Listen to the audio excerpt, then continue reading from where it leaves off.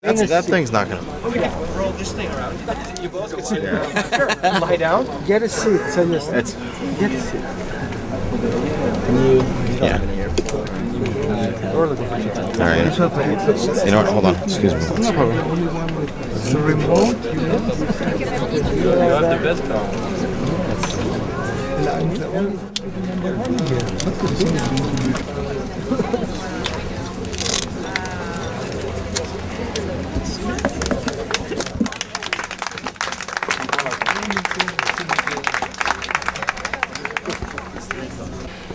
The distance from hell to heaven is 200 Caisse, you know that.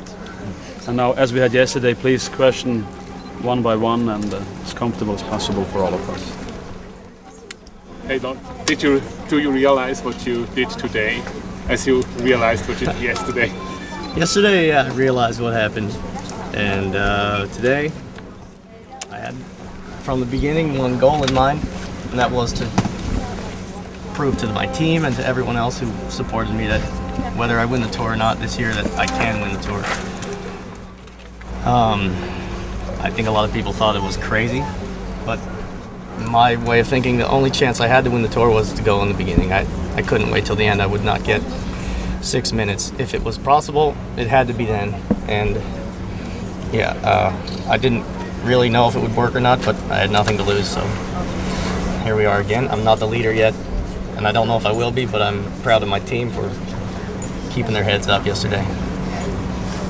How did you feel during the race? Did you hear that the time was getting so big, just the gap was getting so big? In the beginning, I wasn't sure. It was growing, and I assumed that they were being conservative. I think the wise thing to do was to let me go. Chasing me would have been crazy. But when they gave me 9 minutes, then I was pretty sure that things were chaotic behind. I couldn't see what was going on. John was giving me the time splits, but I was fairly certain they wouldn't give me 9 minutes because they wanted to. How did you feel when you got so much back at the finish? I had to be careful to feel anything. I had to pace myself. After I got a large gap, I had to try to go a speed that I knew I could go to the finish. I didn't want to waste it all at the end there. But yeah, the last part of the climb was extra motivation when I knew I was going to make it. Now, take us through your emotions from yesterday evening until this morning. We heard you were you devastated yesterday after the finish? Yeah, I don't know of what other reaction anyone would have. It was a disaster. But it's a 3-week race, and you don't win unless you keep fighting. And you don't always win even if you keep fighting, but that's the only thing there is to do. And like I told you yesterday, my team deserves better. I had a bad day. I wish it didn't happen on that day, but I did my best today to make up for it. So you went out, drank a beer, and decided, this is it? This is going to be my day? No, I drank a beer just to forget about today. This morning I woke up and I read in the Dauphiné newspaper, the headline said Landis out, and that made me mad. Because I might be down, but I'm not out. Is that Bush? I doubt it. I'll hang up on it. Floyd, was this ride fueled by anger, either at yourself or just at circumstances? Yeah, I was angry about the way things went yesterday, and I didn't have any control over it, but I was frustrated. I spent a lot of time and energy training for this, and the team did too, and they spent a lot of time working for me in the first 3 weeks, and they deserve better than that, and I at least had to show them. To be honest, I didn't think it was going to go as well as it did today, but I wanted to prove to them that it was worth working for me because I don't give up after one bad day. I think that would be very unwise, even if I felt bad today. But no, they all learned a lesson. It's just like I did. It doesn't pay to give up after a bad day. Most normal people, that anger would stay with us and we'd be kind of still shaken the next day. How did you mentally recover, and did that recovery start basically as soon as you crossed the finish line yesterday? I wouldn't say that I was angry yesterday, actually. I was too tired to be angry. I was more angry in the morning when I woke up. Yesterday I just was happy the day was over and didn't want to think about it anymore. But again, I got to thank my team. They went to dinner and they laughed and had fun just like normal, rather than sitting around being depressed, and that would be the normal reaction after putting that amount of work into something. But that to me, was the most important thing that happened yesterday. Floyd, That my team kept smiling. Speaking of the team, Do you think when you win the Tour de France, or as Miles would say, if you win the Tour de France, this is a day that you actually win the Tour de France? I don't know if I'll win the Tour. It's, again, a long way from over. But like I said, my goal today was to prove to everybody that I can win the Tour. And I'm sure that I can at some point, whether it's this year or not. Yesterday, a lot of people wrote me off. But anyway, thanks for coming back today. Did your boys get on the front at the bottom of the first climb? We were all driving and missed that part. What was that scene like? Well, I told them in the car, or in the bus before the start, and John and I discussed it, and the only chance we had to win in the Tour was to go from the beginning. I'm not going to get 6 minutes on the last climb. Nobody can. It's not long enough. So it was a long shot, but I figured we had nothing to lose. I came here to win the Tour, and that was my only chance. We didn't have any other options. Somehow or another, word got around the peloton that we were going to do that, and a couple people came and told me it was crazy and I should please don't do it. And anyway, I told them, go drink some Coke because we're leaving on the first climb if you want to come along. Did you think you proved something to yourself today? No, I've been confident in myself for a long time. I needed to do that for myself because that's the way I am. I don't give up quite that easily. But no, it wasn't to prove anything to myself. Most people put themselves in the situation after a time trial and then they follow. You led by example. You went out there and showed everybody what you can do. Well, I got a little bit of a hard time earlier in the race for not attacking or trying to win stages. So there you have it. Floyd, when your team was riding tempo on the first climb and you attacked, some of the other favorites tried to go with you. How hard were you going on that first climb? And did you know you're going to be able to make it to the top and continue after that because you shelled everybody off of your wheel there? My goal, and what I told the guys was, look, go as hard as you can, and when you're done, I'm going to keep going, but I'm not going to attack, because what I didn't want to do was leave everyone together. All I wanted was one guy every 15 meters. That was the ideal situation for me, because then it takes them a lot longer to get organized and they're demoralized. If I just attack and go, then the whole peloton's there to work together. So rather than attacking as hard as I could, I just set a pace that I knew nobody was going to want to ride. And I don't know what happened behind me, but I'm pretty sure that I got the right effect. So everybody came to their senses but you. Well, no, it's always harder to follow somebody. It's always better if you just do it yourself. And yeah, I'm sure a lot of people were annoyed and thought these guys are just mad because of yesterday and they're just trying to make it hard on everybody for no reason. But that was not the point. You had the last lap. Not yet, but we're working on it. I know you can't speak for them, but what do you hope some of your toughest competitors, the Clodens, the Sastrias, the Pereiros, are thinking right now?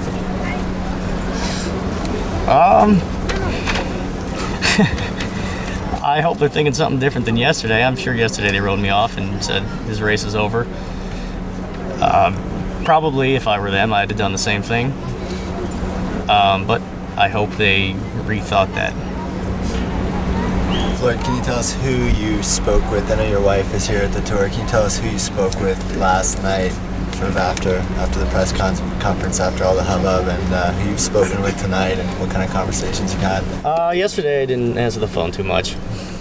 Was down, and I got a lot of encouraging messages, and I appreciate that. That meant a lot to me. And again, today I didn't answer the phone for another reason, because I was a little bit busy, but I'll try to call those people back eventually. Floyd, this is the stuff movies are made from, right? I don't know. But really, our commentators didn't have any words but incredible, and how is this possible?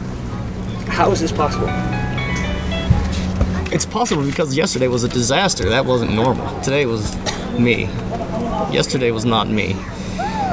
But it happens. Like I said yesterday, you have bad days, and that was the worst day to have a bad day, and I had only one option. Which Floyd are we going to see in the time trial? Hopefully today's. You'd never know, though. I'm not assuming anything at this point. What are your chances now that you're within 30 seconds on the podium? I would say they're considerably better than yesterday. Floyd, you had an incredible day today. I mean, rode like Superman. Do you think also, though, that maybe some of the other teams tactically might have made some mistakes, not in allowing you to take the time that you did, and maybe didn't organize themselves maybe as soon as they should have? Well, that was kind of what I was hoping for with the way I rode on the first climb and with the absurdity of the time that we attacked. Usually if you do something so ridiculous that everyone thinks you're, they take too long to get organized. I don't know what happened behind me, but I was pretty sure when they gave me 9 minutes that it wasn't what they really wanted.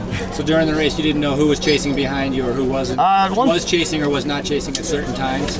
No, at one point I asked John, and he said T-Mobile was chasing and CSC, and I didn't know if he meant together or whatever. But anyway, I just didn't wanted. Matter. Well, no, at that point it didn't matter. I wasn't going to sit up, but until I got caught at least.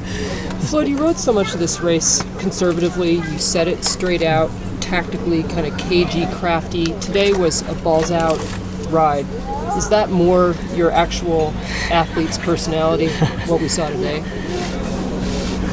Well, no, I came here with the goal to win the race, and I thought, and I still think that the wise thing to do was to be conservative until yesterday. After yesterday, I had no choice.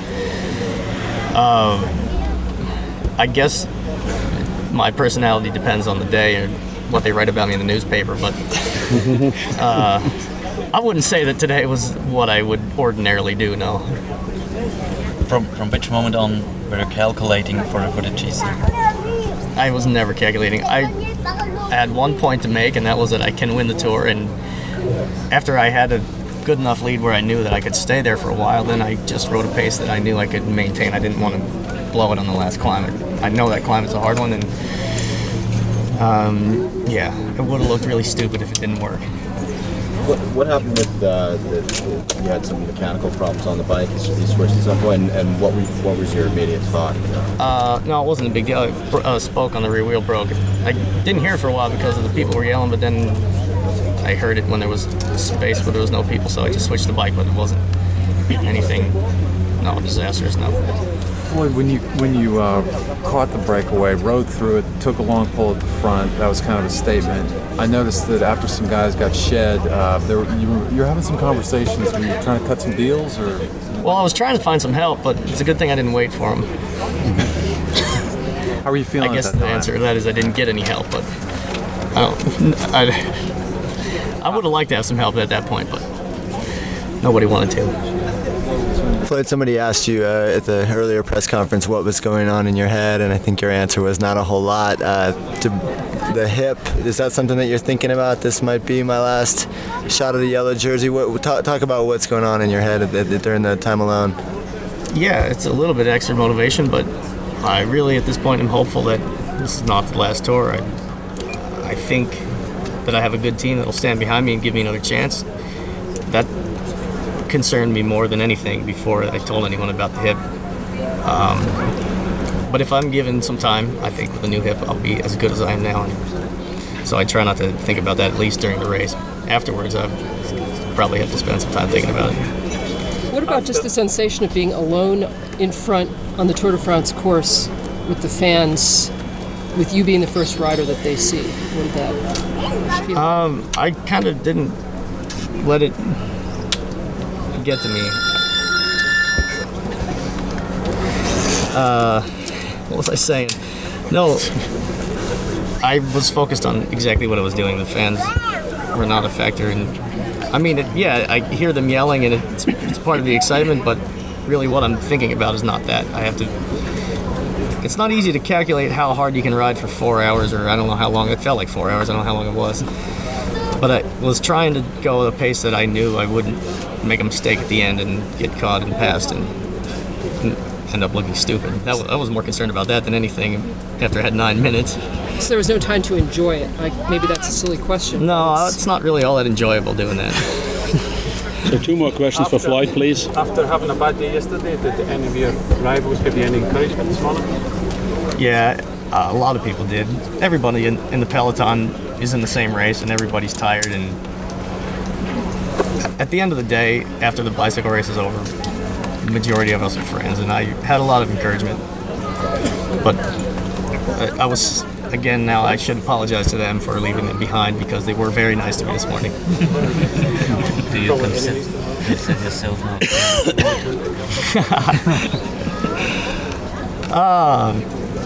I gotta be careful. I don't know what's gonna happen next. I'm happy about the way the day went. What are you afraid of? What is your concern? Well, you see what happens when someone has a bad day, so you never know when that's going to happen again. Hopefully not for a while. Assuming I feel all right in the time trial, I think my chances are quite good. Who do you predict for a podium? Just 3 names, doesn't have to be in order. Again, I got to be careful because I've seen some strange things go on here, so I'd like me to be at the top of the list. That would be okay. The rest, I don't know. Okay, thank you. John will stay longer. We have to move with Floyd. Mark, you asked as well for John. All right, guys. Thanks. Thank you. Thanks for being nice to me yesterday. Thank you.